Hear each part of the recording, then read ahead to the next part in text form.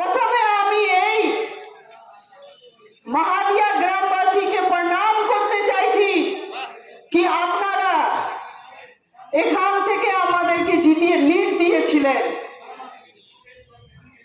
আবার সবাই একবদ্ধ হন, কেন সামনে ইলেকশনে সদুত্তর দিতে হবে এই দুই ভাইকে।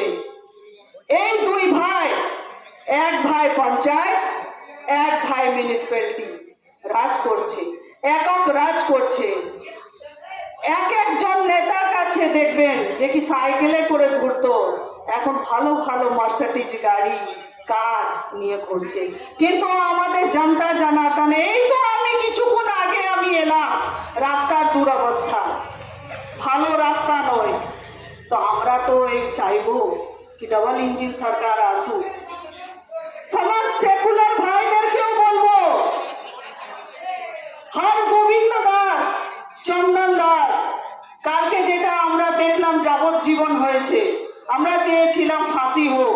তার জন্য আমাদের উচ্চ নেতৃত্ব ভাবছে হাইকোর্ট যাবে, যত দূর যেতে হবে যাবে, সুপ্রিম কোর্ট যাবে।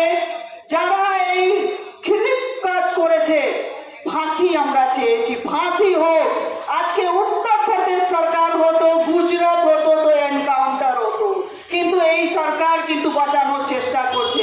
আমি সেকুলার ভাই হিন্দুদেরকে বলবো, হর গোবিন্দ দাস, চন্দন দাস কিন্তু বিজেপি করতো না, সে কিন্তু অন্য দল করতো।